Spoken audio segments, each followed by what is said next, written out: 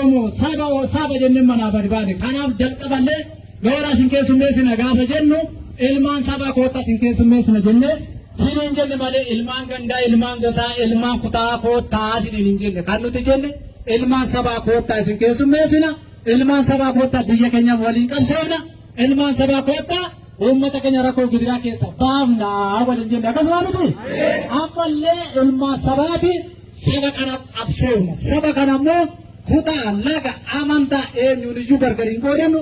Waraanni bilisummaa Oromoo kana booda daandii biraa daandii kutaa laga amantaa waan kamiin kan isatti dhufu keessummeessa. Ni keessummeessu jechuudha. Kanatti keessummeessitu akka sabaatti kan itti dhufe ni keessummeessa. Waraanni bilisummaa heera qaba, seera qaba, shiftaa miti jechuudha. Kanaaf hoogganni kamiyyuu ennaa hoogganu, hoogganni kamiyyuu ennaa nu hoogganu heeraa fi seera dhaabichaa keessaan nutti dhufuu danda'u qaba. Heeraa seera dhaabaan dhufe immoo inni iyyuu hooggana waraana bilisummaa Oromoo miti, hooggana dhaaba kanaa miti jechuudha. Walii galee heera qabna, seera qabna kan ittiin billu hooggana keenya maal keessaan laalla, heeraa fi seera dhaabichaa keessaan hooggana keenya laalla. Isinitti kan ittiin laaltan heeraa fi seera dhaaba keessaan laaltan, hooggana keessan biraatti kan keessan laaltan, heeraa seera dhaabichaa keessan laaltan.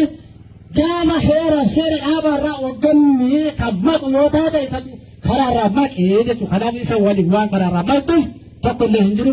Hoogganni keenya heeraa fi seera dhaaba keenyaati. Walii galaa? Kanaaf harreennaa hedduu seentu heera qabattee, sagantaa siyaasaa qabattee, alaabaa qabattee ittiin hedduu seenta. Ittiin hambuna, ittiin eeggattee.